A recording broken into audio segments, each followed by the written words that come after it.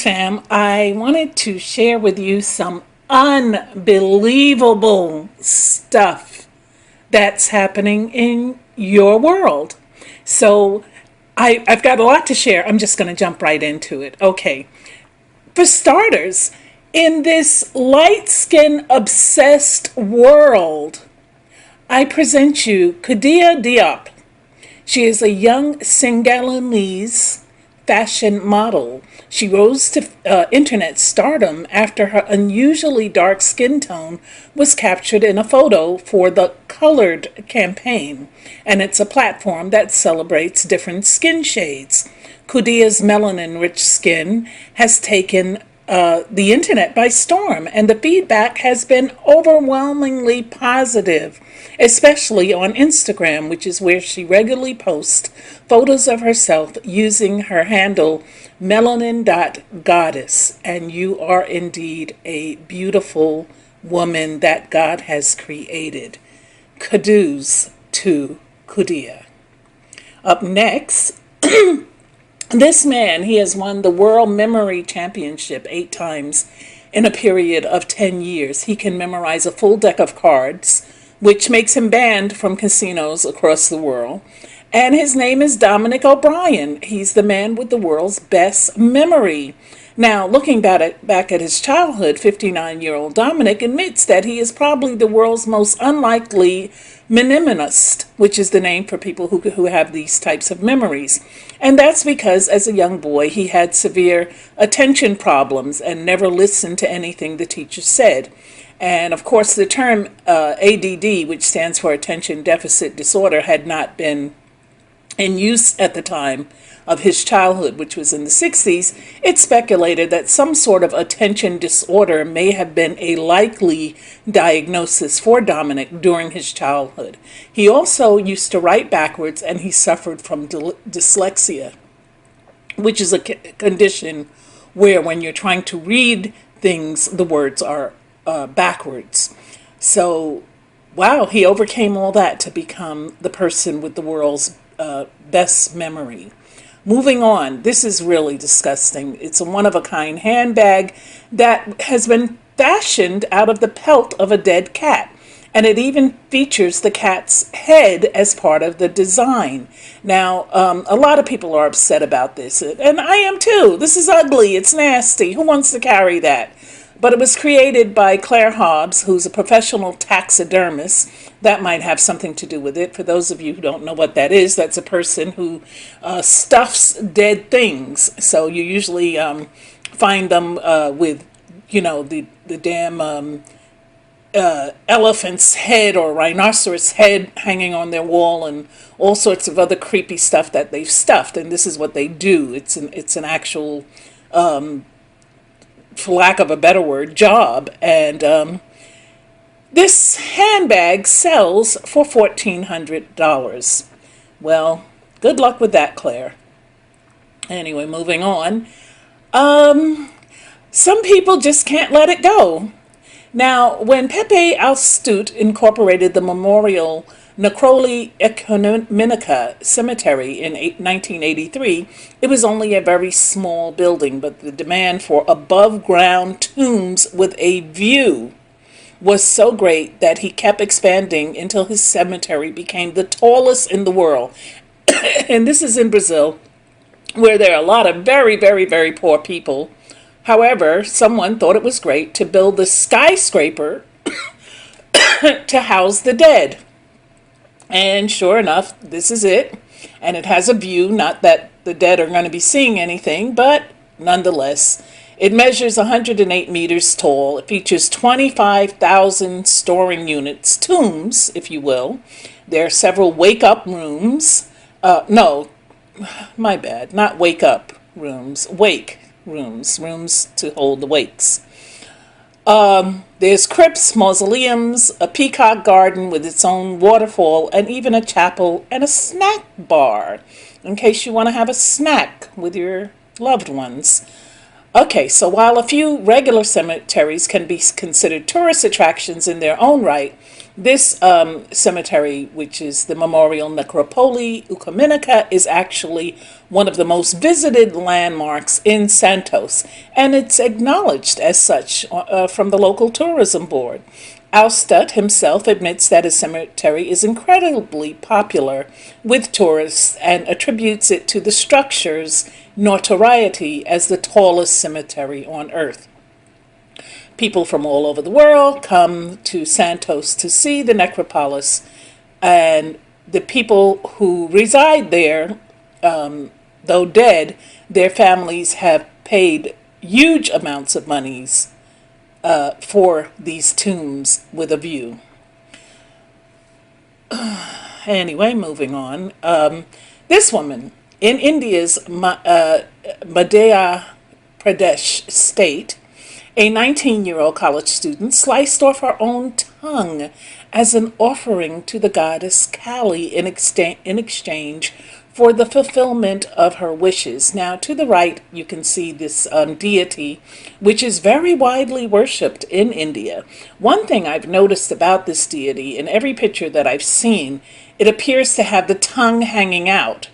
So I don't know where this college student got the idea. She claims that the goddess told her to cut off her tongue in exchange for her heart's desire, but I'm sure that somehow in the viewing of this image, that idea might have transfixed into her head, because I doubt very much if the statue told her to cut off her tongue. But the next day, she went to the temple, which is located in the town of Riva, to do just that. And here you can see her doing it, and the other worshippers at the temple are standing around encouraging her and watching her. And it's not unheard of, supposedly, in India for these people, devotees of Kali, to offer different parts of their body to this entity. And Arti, her name was Arti Dubey, her sacrifice is considered highly unusual because she is an educated young woman. She was a college student. And this is something that's usually done by the illiterate people who are bound to superstitions. But when educated people become superstitious, it doesn't bode well for the society as a whole. So, this again, I talked to you the other day about these different New Age religions and practices and people who want to follow certain things. I had showed pictures of my apartment, and on my wall was a dream catcher that a very good friend of mine gave me, and she knows that I am a woman of God. But I guess of all the gifts she could have given me for my birthday, this is what she came up with. And so I stuck it on my wall over my desk so that whenever she visits, she can see that it's here. But I will not put this thing over my bed because I don't believe in it. And those of you who have all these little talismans, I spoke in videos about the Azabachi bracelets and all this stuff that people are doing in Hollywood. Everyone's got this damn red string tied around their arm, and all this Kabbalah and all these New Age things. They're all of the devil, and you need to stop it. And now this young girl, she'll probably never speak again, because the tongue is crucial to facilitating our speech. And she was a smart woman, but she was stupid to do this. And so I can't. Okay.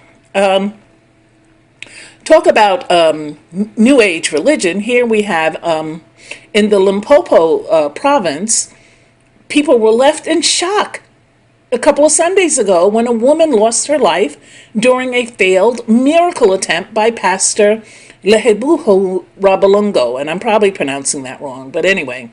The controversial South African pastor and the founder of the Mount Zion General Assembly Church was teaching the congregations about the demonstration of power, and he thought he would emphasize it, that if Jesus could walk on water, then he too could do anything with the power of faith.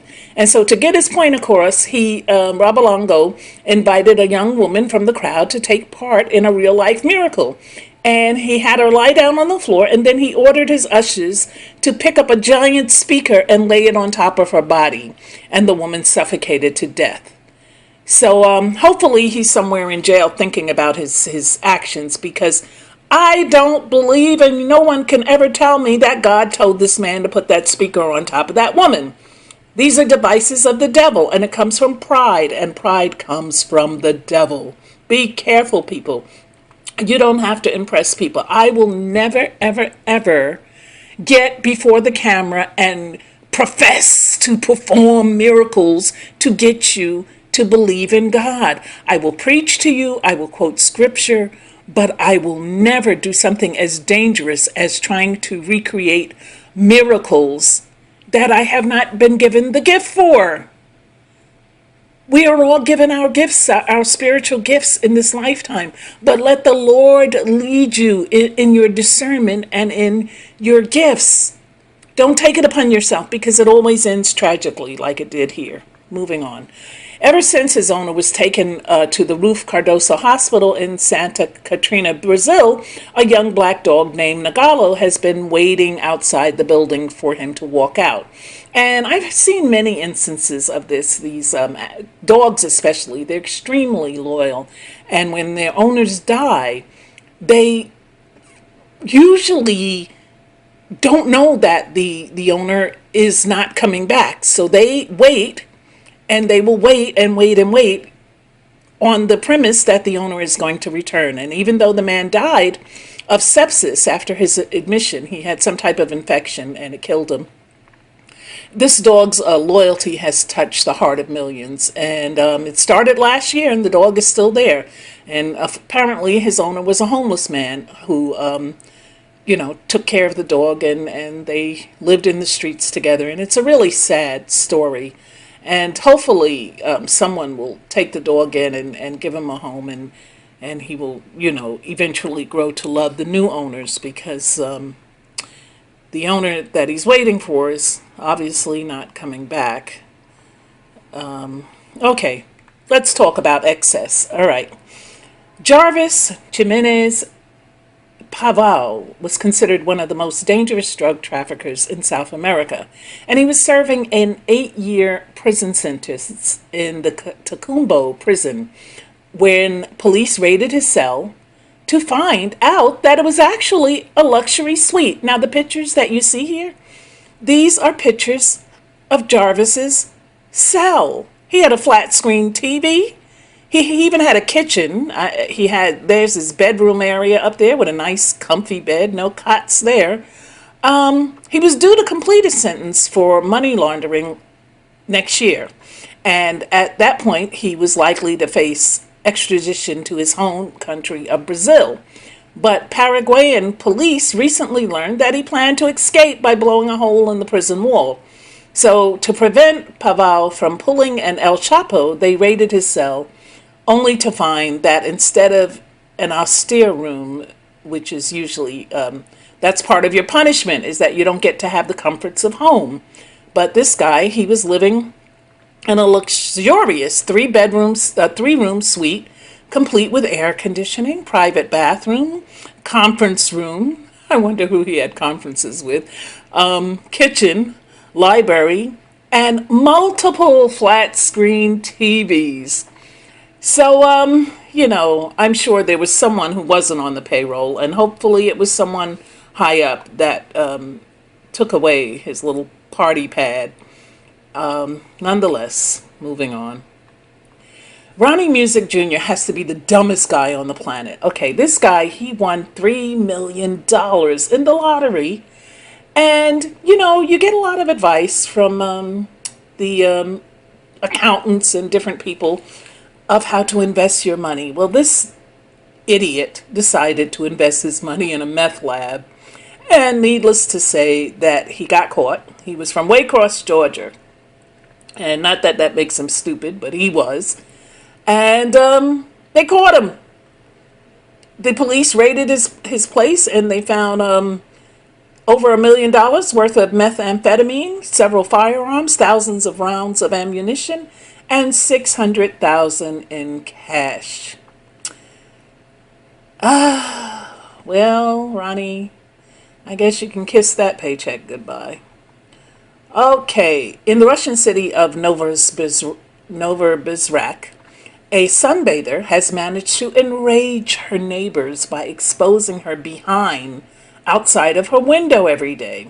Now, this woman who lives on the city's Kropotkin Street sunbathes by hanging her legs and her butt out of the window of her second story apartment every day from 10 a.m. to about 1 p.m. And her neighbors have had enough. They claim that this bizarre spectacle is visible to children playing in the area, and they are criticizing the police for not taking any action against her. Okay, well, I guess the police probably are enjoying the view, but on the other side of the coin, it's probably not good for the little kitties to be seeing that every day, not even once a day, but it is what it is, and she's getting away with it. So if you're starved for entertainment, go visit her.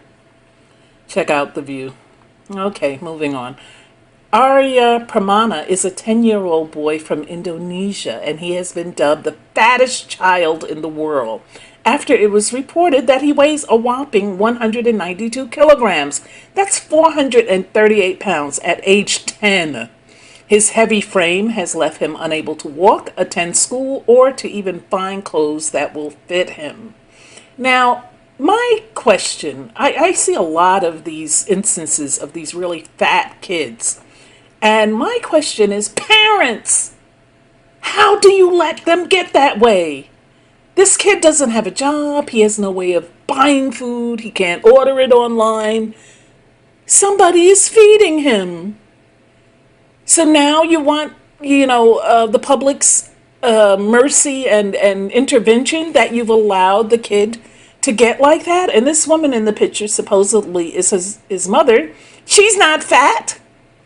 So I know the kids, they yell, oh, I'm hungry, or I want this, or I want that. But it's just like when you're an adult, it's not that different. We stuff ourselves with things, not because we need them, but because we want them. How many times have you sat and ate yourself silly because the food was good? Not because you were hungry, but because it was good, or if it was something you like. I know I can sit and eat things that I like and overeat because I like them. So if you're taking proper care of your kids and you're feeding them, human portions, forget when they say they're still hungry. They're not. It's probably because you're such a good cook, or whatever you gave them was really tasty, and they just want more of it. So you have to teach them to have discipline. This is part of being a parent and being a role model. Not only do you push away from the table after you've eaten, but you also teach the kids to drop the fork and push away.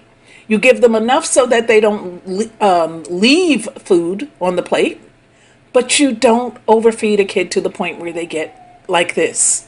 So I'm hoping and praying that this boy will find help and get things in check, because he's on his way to a lot of health problems if he doesn't have them already.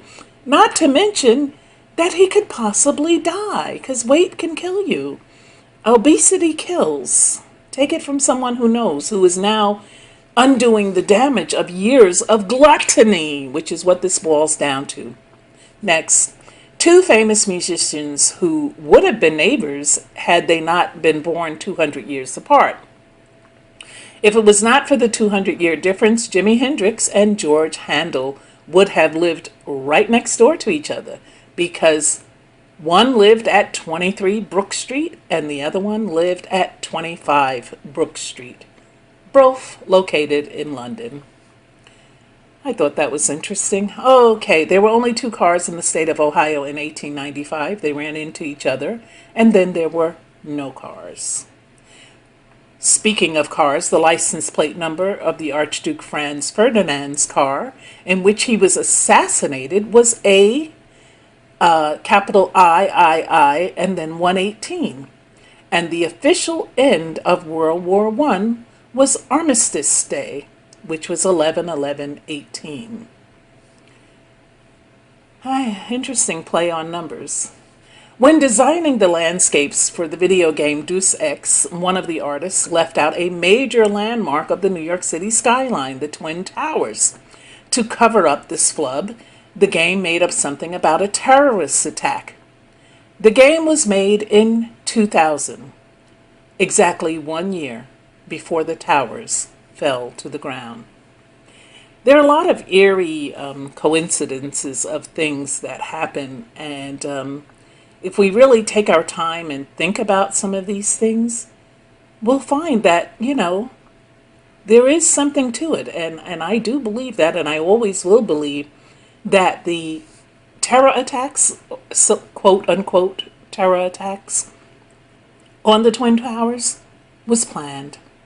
I will go to my grave believing that, and I may have the opportunity to prove it before I get there. An uplifting story, 7-year-old Anaya Ellick was born without hands, but she's mastered the art of writing by holding her pencil in between the ends of her arms. And as she does this as she's standing over her desk at a comfortable angle. This adorable first grader could have used prosthetics, but she chose to practice using her own arms instead. And she got so good at it that this year she won the Nicholas Maxim Special Award for Excellence in Manuscript Penmanship for beautiful writing. Her ambitious nature was also mentioned by the principal of her school, Tracy Cox, who, I quote, "There is truly very little that this girl cannot do." And the girl goes to the Grinber Christian Academy, and the principal told the ABC News Channel that this little girl, quoting again, "She is determined, she is independent, she is vivacious, and a no excuses type of lady. You go, baby." I'm so proud. These stories should inspire all young people that you can indeed do anything through Christ, which strengthen you. Speaking of excellence, for 7 years, 100% of the seniors at this school have been admitted to college. Now, let me just run that by you again. For 7 straight years, the entire senior class of this school has gone on to college. Every year for the last 7 years, 100% of every senior graduating this school has gone on to be admitted to college. Urban Prep Academy, an all-male charter school in Chicago, has set the bar really high for learning institutions in the U.S. Despite getting most of the students from the lowest income neighborhoods, it has managed to achieve and maintain a 100% graduation rate for nearly a decade. But even more impressive than that is the fact that every senior in the past 7 years has gone on to attend college on a scholarship. I've got to clap for this. Oh, you go, boys! You go, boys! I'm so proud of you. Okay, moving on. Again, a celebration of black skin. There is a new tattooing trend, some people call it bizarre, whereby people are covering large patches of their skin with solid black ink. Now, these are called blackout tattoos, and they're all the rage in Singapore, with an increasing number of youngsters getting their arms, legs, and even portions of their torso inked black. And Chester Lee, who's a tattoo artist at Oracle Tattoo in Singapore, is an expert on all sorts of blackout tattoos. His Instagram page features several photographs of completed works, and he's earned thousands of likes from people. And in some cases, people have tattooed themselves entirely black. And then there are others who just consist of intricate black drawings of everyday objects or goth symbols or, what have you. But again, this is a celebration of black skin to the extreme. And I have to say that while we in America are running away from black skin, here we have people who are embracing it. So, times and trends change. So when you're thinking about body modification, people always remember that if you're doing something just because it's the trend or you think it's hot, that hotness next year may not be hot. You know, one of my favorite songs of the 90s was a kid from the Heights named Mims. And he said, "This is why I'm hot. This is why I'm hot." And the catchphrase in the song, "And this is why you're not." So I always felt that being original, that's what makes you hot. Being a follower, that's what makes you not. So if anything, lead the crowd, but don't follow it, folks. Okay, moving on. Nike, they have decided to release, and they may already be on the market, self-lacing sneakers. So, excuse me, if you're too lazy to tie your sneakers, well, they've got these for you. All you have to do is you press a button or something and the thing laces itself. I'm sure they cost a pretty penny. I didn't even research it because I don't want to encourage people to buy these. It's stupid. But for some people, I guess it's not. And if you can afford it, well, okay, good for you. Okay. In 1991, comedian Red Fox suffered a fatal heart attack on the set. No one came to his aid because they all thought he was doing his classic routine where he says, "I'm coming, Elizabeth," and he fakes a heart attack on the show. Only this time it was real. Rest in peace, Red. And this is going to really blow yours. It blew mine. This is an actual flower, and it's called hooker's lips. That's the name of the flower. And it's said to, that's what it looks like. And it looks like somebody's lips. Money can't buy life. Those were the final words said by Bob Marley to his son Ziggy on his deathbed. True indeed. And then last but certainly not least, this competition was entitled Jurassic Park. And I can see why. Just check out the Brontosaurus on the right. And this is not doctored, folks. This is the real thing. Why? That's the first thing that comes to my mind. It's just, why, bro? All right, that's it. I'm gonna wind up here, folks. I just want to say, Lord, there's a lot of stuff in the world today. A lot of different things going on. Different people doing different things. And some of these things, Lord, glorify you. They're actually great things that glorify you and show that you can indeed do all things. But other things are extreme, Lord. Other things are not good. They're not edifying, and they actually lead people into darkness. Help the people to be able to differentiate between what is good and what is bad, and what they should be doing and what they should not be doing. Help them to hear your good, kind, and gentle voice, and to run and to steer away from that demonic voice that provokes them to do things that they later regret, Lord. I ask you to help the people be rid of their idols, and to help the people to not worship things that are not going to enhance their life in this lifetime, Lord. So many people, we still have so many people who are so addicted to money that even when they get it, they spend it on the wrong things, Lord. Help them to make wise choices and to recognize that they weren't given that money to be selfish and to be self-aggrandizing. Help them to know that the dead, once they have passed this world, they are no longer in this world. So they cannot appreciate these fancy mausoleums and skyscraper tombs and all of this stuff that people invest to show their love for the decedent. The decedent does not know that. Show these people love while they're here, while they're living. We used to say, Lord, and I know you've heard it, and I still feel this way. I want to get my roses while I'm living. Because once we have departed this earth, we're gone to our reward. We know nothing of this earth anymore. So help the people who are beguiled by the foolishness of this world and the foolish things of this world to understand and to accept the real truth, which comes through you and through knowing and reading your word, Lord. I thank you and I bless you. In Jesus' mighty name, I thank you for the subscribers. I thank you for those who check in. I thank you, Lord, for the ability to make the videos. Amen.